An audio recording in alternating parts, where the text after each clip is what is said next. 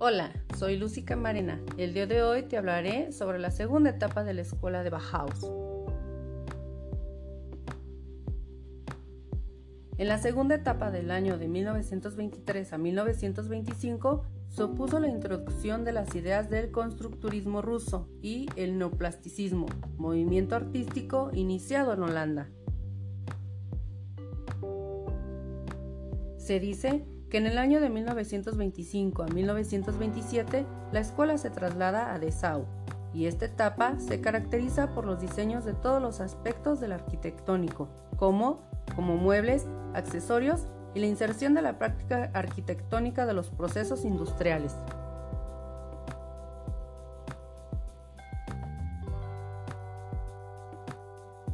El edificio más importante de la Bauhaus desde entonces es el de su sede, de planta geométrica, aunque carente de simetría.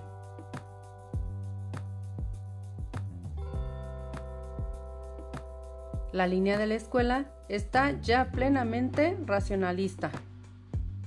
Las principales características arquitectónicas de estos años son las planimetrías geométricas, la disposición ortogonal, el uso de muros, cortinas de cristal y ventanas horizontales. El racionalismo, también llamado estilo internacional o movimiento moderno, fue un estilo arquitectónico que se desarrolló en todo el mundo entre el año de 1925 y 1965 aproximadamente.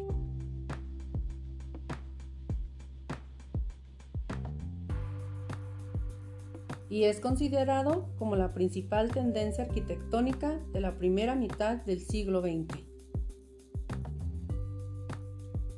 Fue un movimiento de amplio alcance internacional que se desarrolló por toda Europa, Estados Unidos y numerosos países del resto del mundo.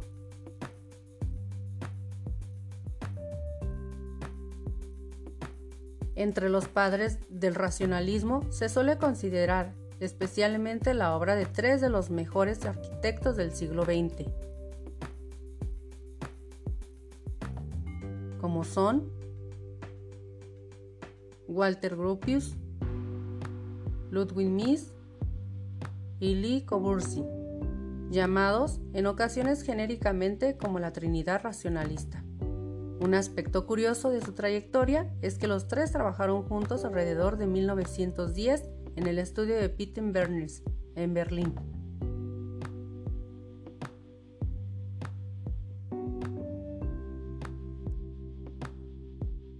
El racionalismo fue un momento heterogéneo, con orígenes tanto geográficos como cronológicos, difíciles de precisar. Fueron distintos estilos con características comunes. Se evidenciaron después de la Primera Guerra Mundial. Sus características generales se fueron fraguando poco a poco en la obra y aportaciones de los movimientos y arquitectos que se consideraban antecedentes de este estilo. Cuando estas características fueron analizadas más profundamente, se pudo determinar que la mayoría de las relaciones de este nuevo estilo se basaban en varios puntos principales.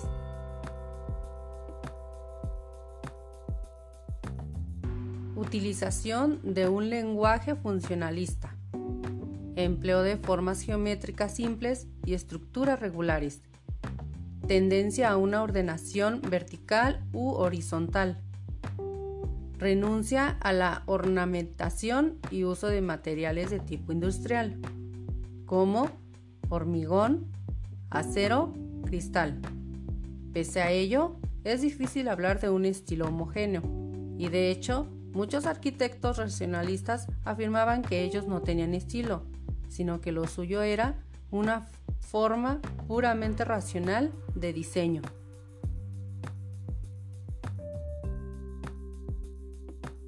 Lo curioso es que después de mudarse a Dessau, donde gobernaban los socialistas democráticas, esa era una ciudad industrial donde había muchas fábricas y estaban interesados en las ideas de Gropius, de tecnificación y racionalización de la construcción de las viviendas. La meta final de toda meta artística es la construcción. Datos curiosos. La famosa silla Wassily fue diseñada en 1925 por Marcel Brauer, arquitecto y diseñador, uno de los principales maestros del movimiento moderno, que mostró interés por la construcción modular y las formas sencillas, inspirada en los componentes tubulares de su bicicleta, y hoy en día es un referente al diseño de Bauhaus.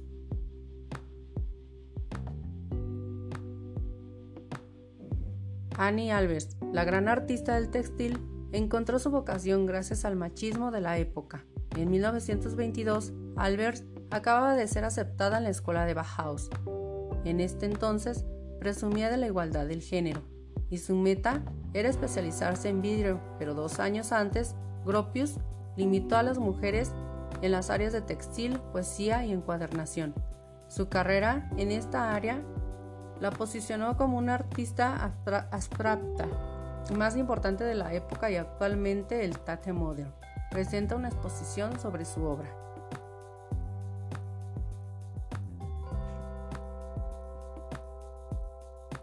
¿Qué fue la Bauhaus? Fue una escuela de arquitectura, diseño, artesanía y arte, fundada en 1919 en Alemania por Walter Gropius.